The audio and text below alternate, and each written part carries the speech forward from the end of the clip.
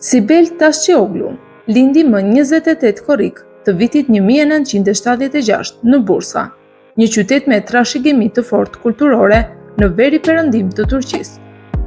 Që fëmijë, ajo tregoi një interes të veçantë për artin, veçanërisht për aktrimin. Familja e saj e mbështeti në këtë rrugë, duke krijuar një mundësi të ndjek kurse të artit dhe të jetë pjesë e aktiviteteve teatrore që në moshë të vogël. Qyteti Bursës, që është një nga qendrat më të rëndësishme të kulturës otomane dhe turke, pati ndikim të madh në formësimin e ndjeshmërisë artistike të Sibelit. Teatri, muzika dhe letërsia ishin pjesë e mjedisit në të cilën ajo u rrit. Pas përfundimit të shkollës së mesme, ajo u pranua në Konservatorin e Universitetit të Stambollit, në degën e teatrit, një nga institucionet më prestigjioze për artin skenike në Turqi. Aty u formua profesionalisht dhe u njoh me klasikën dhe teknikat moderne të aktrimit. Karriera e saj nisi si aktore zyrtarisht në vitin 1995 me teatrin shtetëror në Bursa, duke shfaqur talent të madh që në hapat e parë. Gjatë viteve të para, ajo mori pjesë në 10 shfaqje teatrore, duke përfshirë role të vështira dhe dramatike që e rritën si artiste. Përveç teatrit, Sibel filloi të angazhohej edhe me seriale televizive që nga fundi viteve 90. Seriali i saj i parë i njohur ishte Çiçek Taksi, një nga komeditë më të ndjekura të asaj kohe. Ajo shpejt fitoi simpati në publik fal natyrës së saj të sinqertë dhe aktrimit të ndjeshëm. Ajo gjithashtu është e njohur për zërin e saj karakteristik dhe të fuqishëm që e bëri të kërkuar për dublazhe në filma të animuar dhe prodhime të huaja të përkëthyera në turqisht. Pas fillimeve në teatr dhe debutimit televiziv në Çiçek Taksi, Sibel Tascioglu nisi të fitonte vëmendjen më të madhe në ekranin e vogël. Ajo ishte pjesë e një brezi aktorësh të trajnuar mirë, që sollën freski në industrinë turke të televizionit gjatë viteve 2000. Seriali Ekmek Teknesi, viti 2002-2005. Ky serial i njohur familjar e vendosi Sibelin në qendër të vëmendjes. Ajo luajti rolin Sevda për 105 episode, duke fituar zemrat e publikut me interpretimin e saj natyral dhe të ngrohtë. Seriali trajtonte jetën e një familje të zakonshme në Stamboll dhe u bë shumë i dashur për audiencën. Në vitin 2009-2010, ajo luajti në serialin Kapa Liçarsi, një dramë e vendosur në pazarin historik të Stambollit.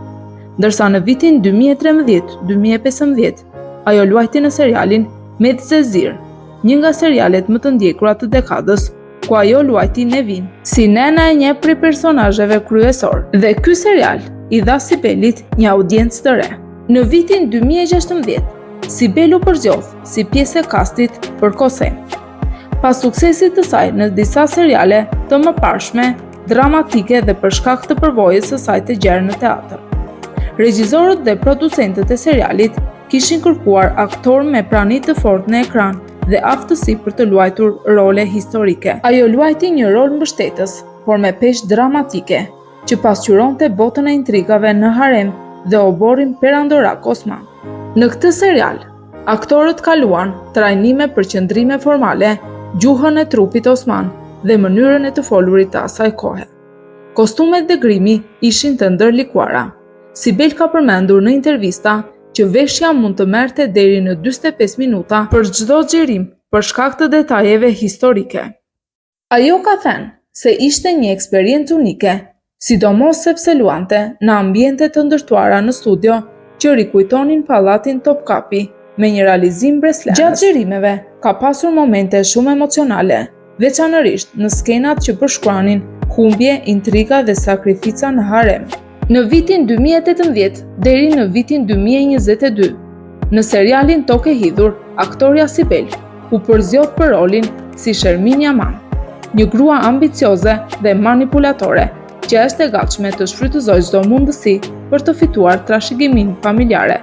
Aftësia e saj për të sjellë personazhe me shumë shtresa emocionale e bëri ideale për këtë rol. Çdo xhirim i Sibel nisi me grime komplekse dhe veshje periudhe të ngjashme me përgatitje intensive që përjetoi në Kosem, por të përshtatura për ambientin rurale dhe të kontrasteve kulturore në Çokurova. Nga dashuria për Betyl tek hakmarrja kundër Demirit, Sibel tregoi aftësi të jashtëzakonshme për të luajtur një tregim të papritur dhe të kthesave psikologjike. Përmes interpretimit të saj, roli Shermin u bë qendër për diskutime të mëdha në rrjetet sociale, duke e bërë një nga figurat më të mbajtura mend në dramë.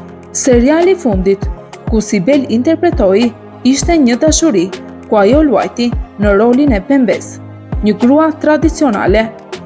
Roli i saj u vlerësua shumë për aftësinë për të nxjerrë në pa ndërlikimet emocionale të një gruaje që përpiqet të mbrojë bindjet dhe familjen e saj. Pas 3 sezonesh të suksesshme, ajo njoftoi largimin nga seriali, lajmi bëri bujë dhe u shoqërua me një ceremoni ndarjeje në set. Pas largimit, kolegët organizuan një festë dhe e festuan me prerje torte, një moment emocional që u shfaq edhe në prapaskena. Sibel doli emocionale gjatë këtij momenti dhe u shpreh mirënjohëse ndaj skuadrës dhe producentëve.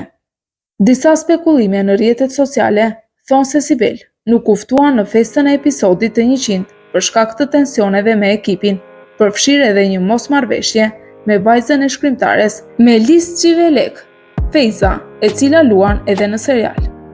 Pas këtyre spekulimeve, Sibel reagoi publikisht duke deklaruar: "Po nuk isha ftuar në darkën e 100, por e kuptoj, për mua kapitulli mbyllet këtu." Marrëdhënia me Murat Korçak nisi në shkollën e mesme. Ata ishin çift adoleshentësh. Kishin ndarë ndjenja të thjeshta, por më pas humbën kontakt, kur Sibel u largua për studime në Stamboll. Rreth 20 vite më vonë, ata u ribashkuan rastësisht në Stamboll, fal një mesazhi përmes motrës së saj. Çifti u martua në verën e vitit 2016. Vendi i zgjedhur ishte një ceremoni intime, në shoqërimin e miqve të tyre më të afërt nga bota e artit dhe biznesit. Martesa ndodhi mbas 3 viteve lidhjeje. Në një intervistë të fundit, Sibel ka rrëfyer se ka dashur të bëhej nën, por për shkak të moshës, si dhe vonesës në martesë, përjetoi vështirësi për të pasur fëmijë. Çifti kënaqet me jetën e qetë, të mbështetur dhe të harmonisë mes artit dhe biznesit. Murat është aktiv në fushën e dermokozmetikës, ndërsa Sibel ja ka kushtuar jetën aktrimit dhe zërit në dublazhe. Ata shpesh shihen së bashku në evente të kulturës, por mbajnë distancë nga skandalet apo lajmet e mediave roz. Sibel ka përjetuar dhimbje të thellë.